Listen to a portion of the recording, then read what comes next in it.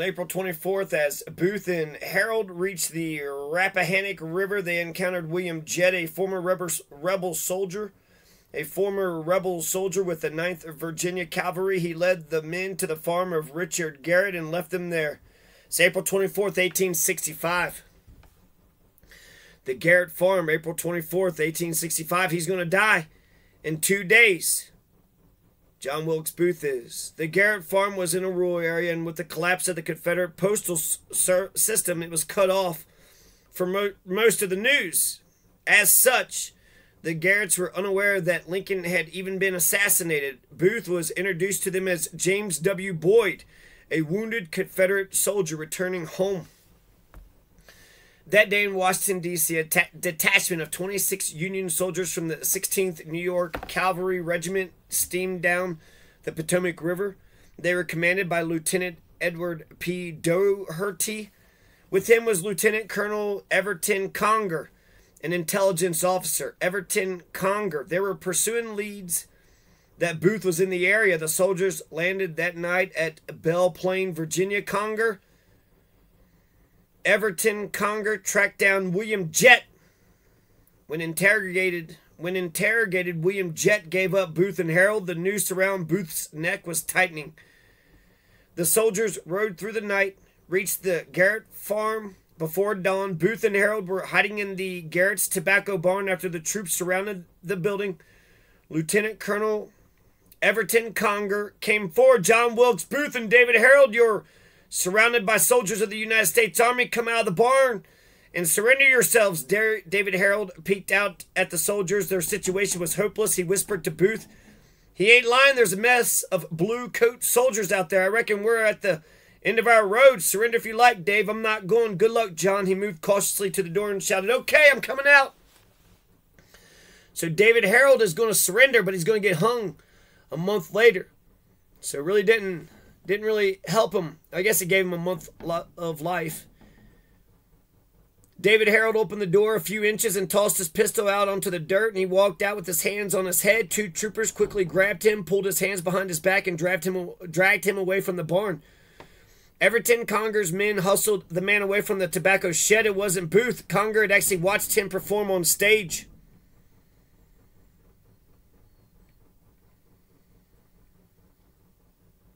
April 24th, I thought it was 26.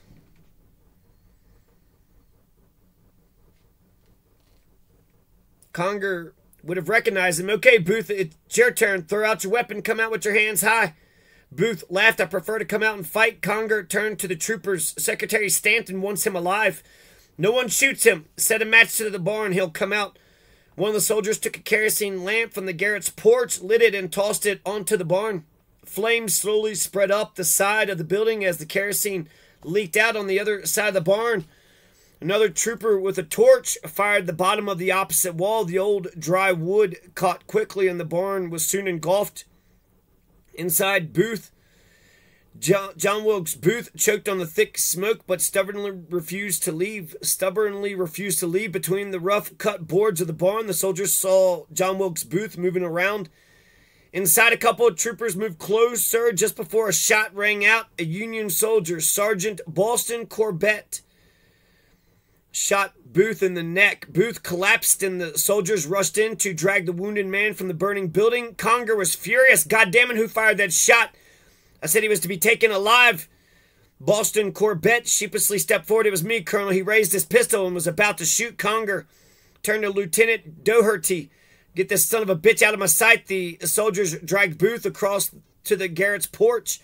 Corbett's bullet broke 3 of Booth's vertebrae and severed his spine. John Wilkes Booth was alive, but paralyzed. Conger was afraid to move him, so they left him on the porch while the medics worked on him. It was to no avail. He was dying some 3 hours later. As the end neared, he told one of his captors, "Tell my mother I died for my country." He then asked to have his hands lifted up in front of his face. Staring at them, he said, "Useless, useless." He died just as dawn was breaking on April 26, 1865. April 26, 1865. They searched his body and they found a compass and a diary, pictures of 5 different women, a candle.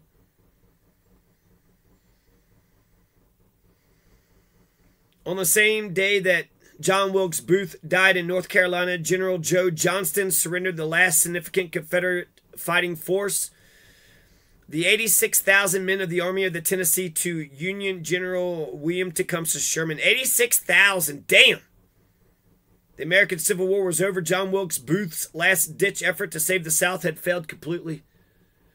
All the conspirators, with the notable exception of John Surt Jr., had been captured. They were tried by military tribunal and convicted. David, Harold, Lewis Powell, George Atzerodt, Mary Surratt were all hung.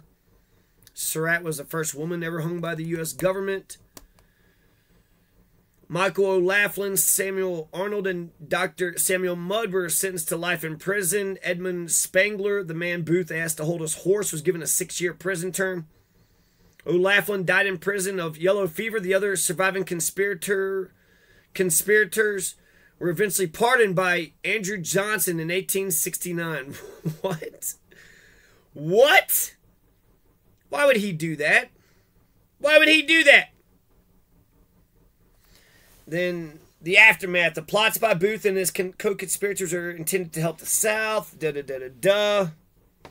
Lincoln did have a moderate approach. Lincoln pretty much kissed the Confederates' ass after we won the war. He said they're our brothers now, and he says just 10%, just sign an oath of allegiance. That's it. Just 10% of the people sign an oath of allegiance, and you get to become, be a part of America again.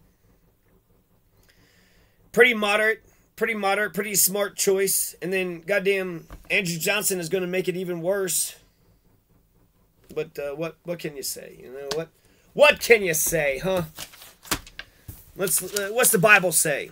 Justice. So both the preamble of Constitution of the Constitutions of Colorado and America says that the point of the American government, the point of the Colorado government, is to establish justice. It's also to promote the domestic tranquility, to provide for the common defense, to form a more perfect union, to form a more perfect government. The Bible says, Proverbs 11:19 says that justice leads towards life, wickedness towards death. When justice is done, it brings joy to the righteous and terror for the wicked. So whenever justice is done, the evil people, they don't like it. The righteous people love it. That's 21:15. The fool, a man of understanding gains wisdom, but the fool, he's entertained by crime. Proverbs 10:23.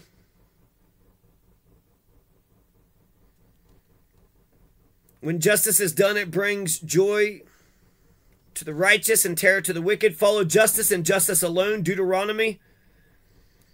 The wise store up knowledge. So that's Solomon, right? Proverbs. Come out of the gate like a man possessed. God ordered.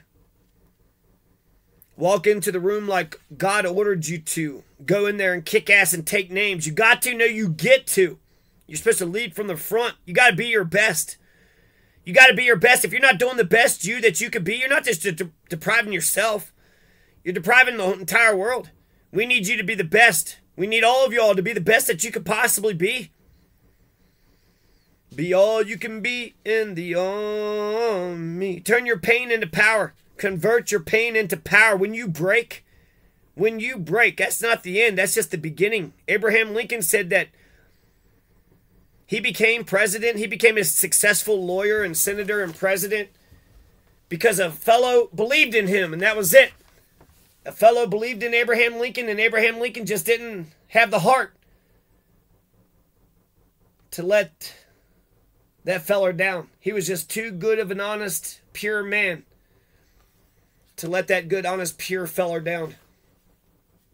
You like me? You actually think I could do this?